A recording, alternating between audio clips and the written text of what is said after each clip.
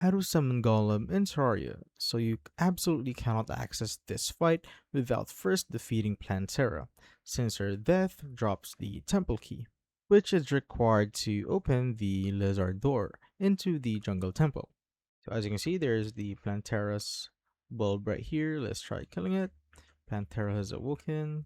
So let's try and kill Plantera right there. So it should be easy with the Zenith. And as you can see, it has dropped me the temple key, which opens the jungle temple door. And as you can see right here, I should be able to open the jungle or temple key right here, just like that. And I have now unlocked the achievement, Temple Raider. So once inside, you strictly need to reach the final chamber where the lizard altar is permanently fixed to the floor. So just explore the temple right here. So as you can see, I am now right here on the final chamber.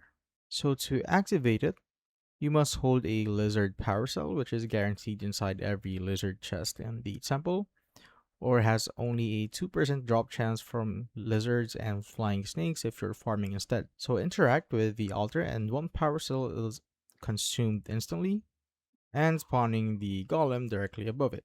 So you cannot summon him before Plantera dies, since the altar won't respond.